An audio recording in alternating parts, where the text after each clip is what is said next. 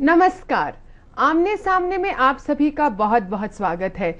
आज हमारे सवालों का सामना करेंगे भाजपा के राजस्थान स्टेट एग्जीक्यूटिव कमेटी के मेंबर सतीश पूनिया। पूनिया साहब, हमारे कार्यक्रम में आपका स्वागत। जी, बहुत धन्यवाद। गडकरी साहब ने बाबा रामदेव से क्या आशीर्वाद मांगा होगा चरण स्पर्श करके? स्वाभाविक रूप से, क्योंकि राष्ट्रवादी विचारों की पार्टी है और जिस तरीके की मुहिम बाबा रामदेव चला रहे हैं, इस देश में काला धन वापस लाने के साथ साथ वो देश के स्वाभिमान की लड़ाई भी लड़ रहे हैं। तो स्वाभाविक रूप से साधु संतों से जब कोई आशीर्वाद लिया जाता है तो वो देश की खुशहाली के लिए, तरक्की के लिए और अपने विचारों की मजबूती के लिए, ताकि उस लड़ाई में, उस जंग में वो मजबूती से डटे रहें और लड़ते रहें। लेकिन इसको पूरे को आप तो बहुत सादगी से हमें बता रहे हैं कि भाई आपने एक संत से आशीर्वाद मांगा, एज एन इंडिविजुअल मांगा, एज अ पार्टी बेरर मांगा, लेकिन इसको एक बहुत पॉलिटिकल कॉनोटेशन दी जा रही हैं।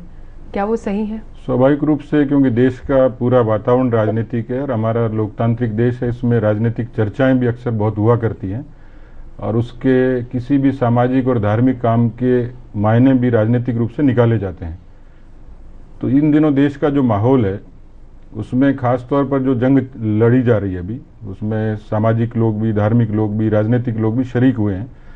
तो उनकी मुलाकात का भी स्वाभाविक रूप से लोग अर्थ ही लगाएंगे मीडिया में या आम लोग जो धारणा बनाएंगे। पर मुझे लगता है कि दोनों का उद्देश्य तो एक है, पर उनके अपने अपने रास्ते अलग हैं। तो स्वाभाविक रूप से जब उद्देश्य एक है और एक उद्देश्य के लोग जब अक्सर मिलते हैं तो उसमें कुछ सकारात्मक किस्म की देश हित की बातें ही होती होंगी। लेकिन आपको लगता है कि जैसे आपने कहा कि भाई हमारा it's a democratic country after all, और अगर हमें कहीं भी फार रीचिंग चेंजेस लाने हैं तो शायद हर इंसान को जिसकी कुछ फॉलोइंग है उसको पॉलिटिक्स में उतरना पड़ता है, तो क्या बाबा रामदेव भाजपा से लड़ेंगे इलेक्शन? प्रश्न उनका बीजेपी से लड़ने और न लड़ने का प्रश्न नहीं है, क्योंकि इस देश का जो पुरातन इतिहास है और हमारी इतनी पुरानी संस्कृति है और लोकतंत्र के हम लोग बुनियादी रूप से हमने इस लोकतंत्र को पनपाया है और उसमें सब लोगों की शिरकत रही है। साधु संतों के आशीर्वाद के बिना इस देश की इतनी बड़ी संस्कृति खड़ी नहीं होती। तो आज के माहौल में भी यदि सामाजिक और धार्मिक किस्म के लोग, यदि देश हित के लिए सभी लोग एकजुट होकर या समान विचारों के लोग, जरूरी नहीं वो चुनाव लड़ें, लेकिन सकारात्मक रूप से वो ताकतें, और आज यदि वो बात करते हैं काला धन लाने की या देश के स्वाभिमान को या स्वदेशी की बात करते हैं या देश के नौजवानों को देश के पुनर्निर्माण में जुटने की बात करते हैं, तो स्वाभाविक रूप से, पर उसका अर्थ ये नहीं लगाया जाना चाहिए कि वो सक्रिय राजनीति में उतर के किसी संसद या विधानसभा का सदस्य बनने के इच्छुक रहे होंगे। मेरा तो ऐसा मानना कतई नहीं है। लेकिन आपकी जो दूसरी बड़ी पार्टी हमारे देश की कांग्रेस, वो कहती है कि साधु संतों को अपने मतलब स्पिरिचुअल साइड पे रहना चाहिए, पॉलिटिक्स में नहीं आना चाहिए। नहीं, ये प्रतिबंध तो कांग्रेस नहीं लगा सकती और ऐसा अक्सर हुआ है कि कांग्रेस ने इस तरीके के प्रतिबंध लगाने की बहुत अवसरों पर कोशिश करी है। लोकतंत्र में आप किसी को रोक नहीं सकते, वो चाहे साधु संत हो, वो भी इस लोकतंत्र का एक हिस्सा है, आम आदमी वो भी हिस्सा है, बहुत बड़े तबका हर किस्म से इस लोकतांत्रिक व्यवस्था में उसको शरीक होने की, अपनी बात कहने की दी है। साधु राजनीति में सक्रिय रूप से चुनाव लड़े ये जरूरी नहीं है, लेकिन राजनीति में उनके विचारों की अपनी एक अहमियत है, उनको उचित स्थान मिलना चाहिए और उनकी बातों में यदि देश हित की कुछ बातें सकारात्मक रूप से लगती हैं तो केवल बीजेपी नहीं, बाकी दलों को भी उनका अनुसरण करना चाहिए निश्चित रूप से। 1990 में जब LK आडवाणी जी जयपुर आए थे, तब आपने रक्त से तोलना उनके लिए ये प्रोग्राम करा था, एक बहुत ही श्रद्धा थी इस प्रोग्राम में।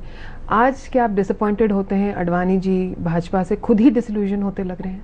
मुझे लगता है कि कुछ चीज़ें जो पर्दे के पीछे होती हैं और पर्दे के बाहर होती हैं, राजनीति में देखने और समझने का और मीडिया जगत में उसके किस तरीके से फैब्रिकेशन होते हैं, उसमें फ़र्क है। आडवाणी जी संगठनात्मक तौर पे उस समय भी आदरणीय थे और आज भी आदरणीय हैं।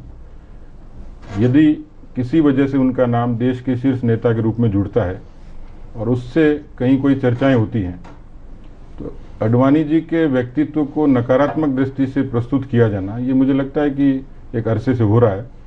लेकिन आडवाणी जी संगठन के कार्यकर्ताओं के लिए आज भी उतने आदरणीय और सम्मानीय है, क्योंकि उन्होंने बहुत एक लंबी लड़ाई लड़ी है पार्टी के लिए, विचार के लिए, इस देश की लोकतांत्रिक अक्षुण्णता के लिए। राम मंदिर से पहले आपातकाल के संघर्ष के उनको योगदान को कोई नहीं भूल सकता।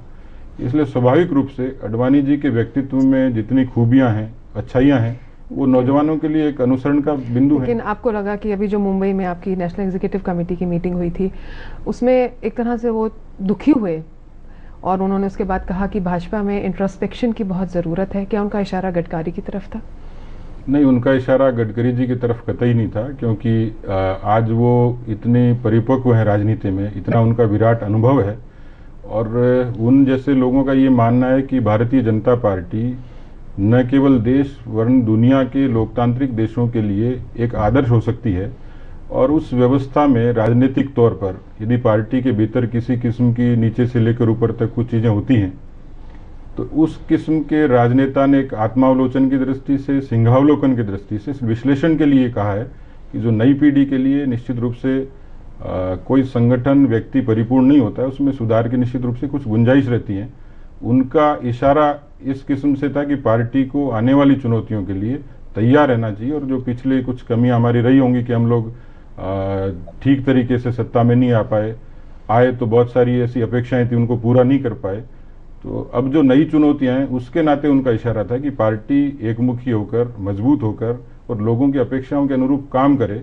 और साफ तौर पर इतने परिपक्व और अनुभवी नेता का ये सबक पार्टी के सब लोगों के लिए जायज है। आपको ऐसा लग रहा है कि जैसे कि भाई कुछ एक इंडिविजुअल नेता हैं, वो एक अपना अलग राह निकालने की कोशिश कर रहे हैं। संजय जोशी को रिजाइन तो इसलिए करवाया गया कि भाई पार्टी यूनिटी की एक इमेज दे कि for the larger good of the party, पर वो नहीं हुआ। उल्टा एक पार्टी में और भी उथल पुथल नजर आई संजय जोशी के रेजिग्नेशन से। गुजरात में पोस्टर्स लगाए जा रहे हैं उनको सपोर्ट करते हुए।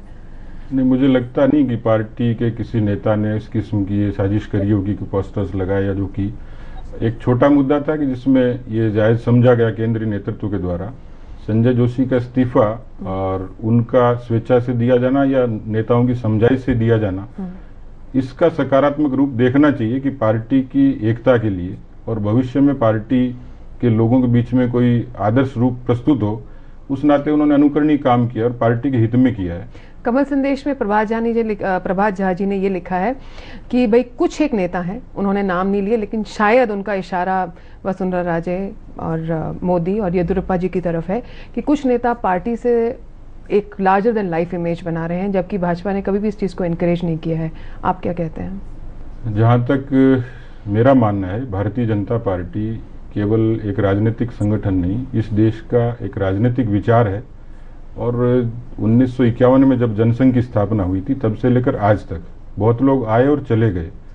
तो भारतीय जनता पार्टी केवल किसी एक व्यक्ति पर आधारित पार्टी नहीं है। कांग्रेस हो सकती है, बसपा हो सकती है, सपा हो सकती है, लेकिन बीजेपी का जो राजनीति में बीजेपी को जो कैरेक्टर उसको साउंड करता है, वो है उसकी कलेक्टिव लीडरशिप। राजनीति की बाकी बातें चलेंगी, लेकिन प्रभात झा जी ने नाम नहीं लिया या कोई इशारा किया होगा, ऐसा नहीं है कि आज के राजनीतिक वातावरण में चाहे बीजेपी हो या दूसरे राजनीतिक दल हो, उसमें ये बात साफ तौर पर दिखती है कि कई बार महत्वाकांक्षाओं की दौड़ में कई बार लोग अपने आप को संगठन और पार्टी से बड़ा कर लेते हैं।